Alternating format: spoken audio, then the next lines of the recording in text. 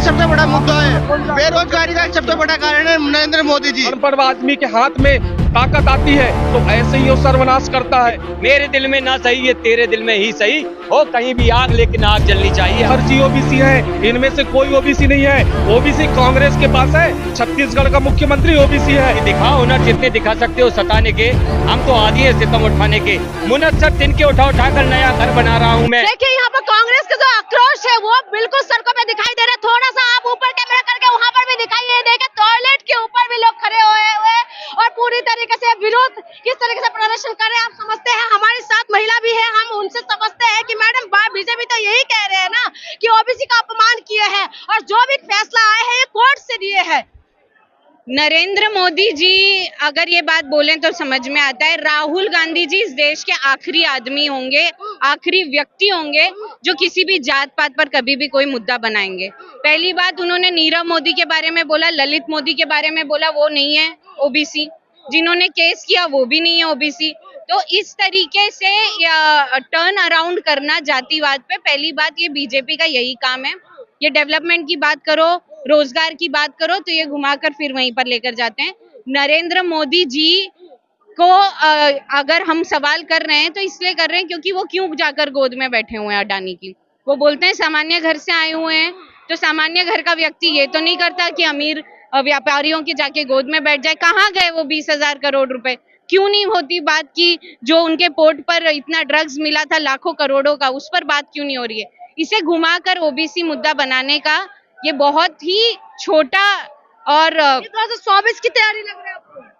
उनकी तो ऑफकोर्स लग रही है कि ये उनकी तैयारी है। वो डर गए हैं तभी जाकर ये हुआ है आज के टाइम पे। क्यों नहीं साध्वी प्रज्ञा पर कुछ एक्शन लिया जाता? ये कोर्ट का फैसला है, कांग्रेस ऐसे है तो मचा रहे हैं। कोर्ट का फैसला है, मान लिया, लेकिन आप मुझे बताइए कि इतिहास में आज तक कभी ऐसा हुआ है कि इतनी जल्दी सदस्यता रद्द कर दी गई? 30 दिन की अपील का तो इंतजार करते। लेकिन हम ये कह रहे हैं कि दिखाओ हुनर जितने दिखा सकते हो सताने के, हम तो आदी हैं सितम उठाने के। मुनस्सर तिनके उठा कर नया घर बना रहा हूं मैं। जाओ बिजलियों को करो खबर, फिर से नया आशियां बसा रहा हूं मैं। अब देश का युवा समझ चुका है इस चीज को कि किस तरीके से देश के युवा को छला गया था।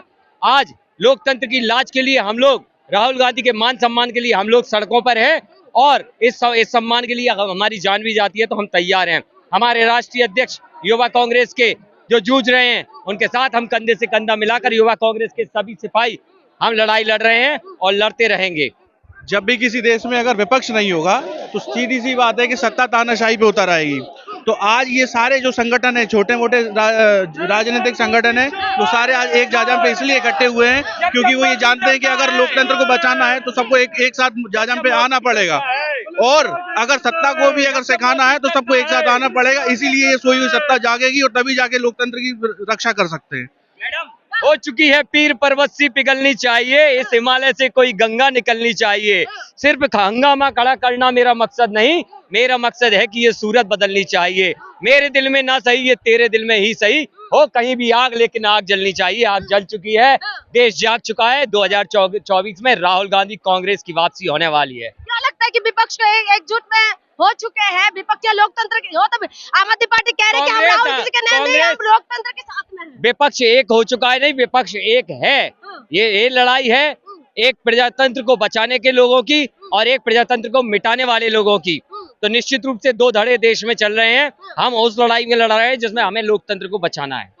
सर ओबीसी का अपमान बता रहे हैं जी, कह रहे ओबीसी का अपमान कर रहे राहुल गांधी। क्या कहाँ किया है आप बताइए? किस भाषण में उन्होंने ओबीसी का अपमान किया है? आप मुझे बता दीजिए, बताइए। बीजेपी कह रही है ये बात। हमारी पार्टी में कोई जाति धर्म नहीं, मानवता मात्र का उद्देश्य देकर महात्मा गांधी ये बात कहते हैं हमेशा कि मानव मात्र में भगवान निवास करता है। हम उस विचारधारा में विश्वास करते हैं।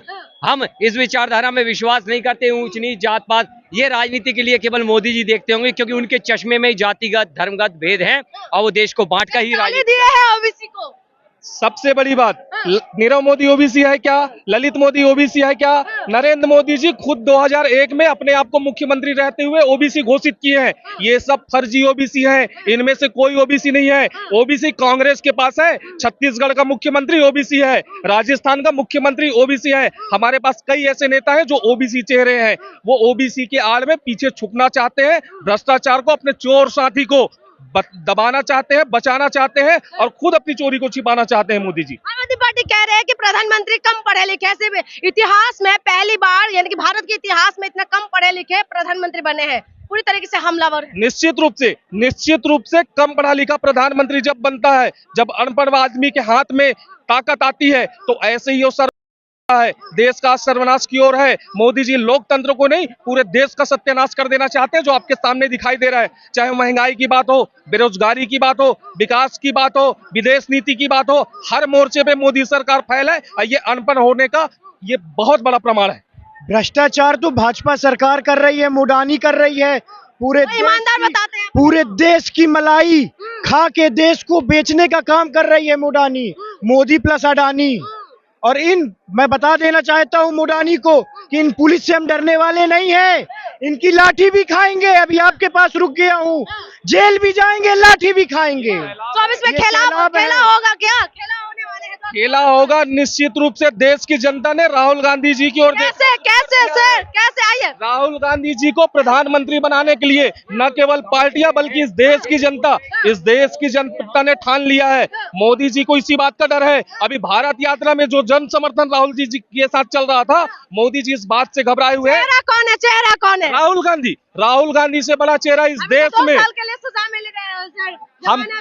हम आज भी हमको लोकतंत्र पे भरोसा है। हमने नहीं कहा कि हम लोकतंत्र को नहीं मानते हैं। हम बार बार कहते हैं लोकतंत्र खतरे में है।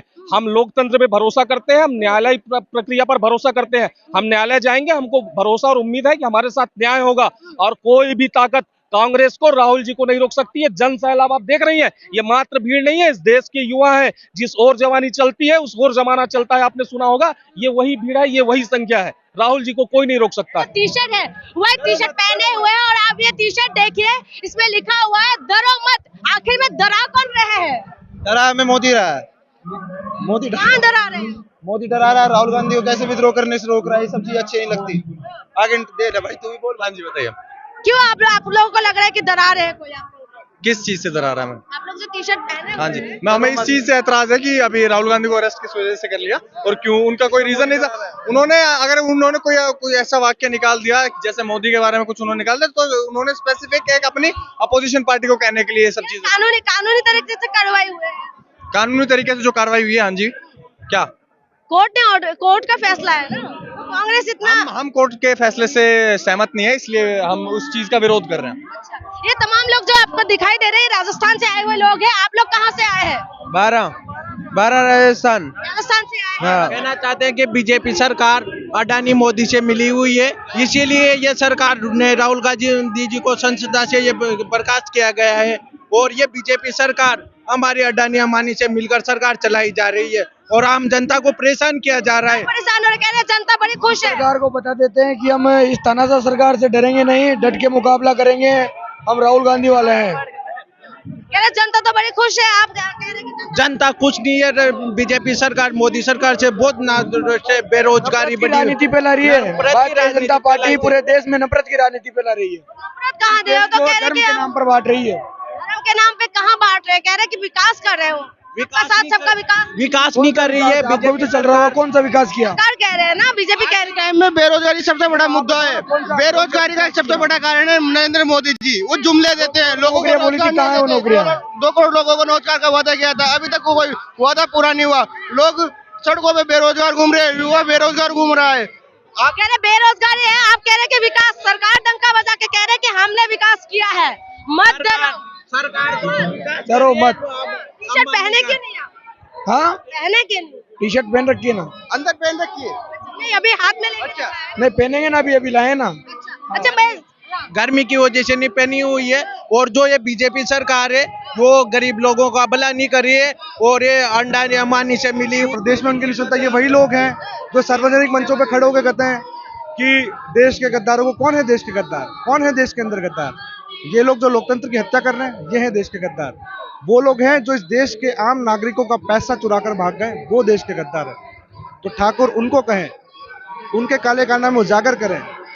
देश के अंदर राहुल गांधी जब संसद में उन काले कारनामों को बाहर निकाल रहे थे तो उनकी सदस्यता समाप्त कर दी, सारी संस्थाओं को ताले लगवा दें। अभी तो राहुल गांधी के कैरियर का क्या होगा कि चुनाव तो नहीं लड़ पाएंगे अभी, जब तक पता नहीं आगे का फैसला क्या होगा, लेकिन क्या सोचते हैं आप लोग? गांधी परिवार कोई राजनीति कोई कैरियर के लिए नहीं करता है। गांधी परिवार बमुश्किल इस देश में जब से देश की आजादी की लड़ाई शुरू हुई थी तब से गांधी परिवार उसमें लगा हुआ है। तो राहुल गांधी के करियर की 54 साल शायद उनकी उम्र हो गई है, तो उनके करियर का सवाल नहीं उठता। उनके करियर की कोई दिक्कत ही नहीं है। वो 12 लाख वोटों से वायनाड से वैसे भी चुनाव जीत के आए थे। लोकतंत्र में जो होना चाहिए था आज वो उस चीज से दूर है।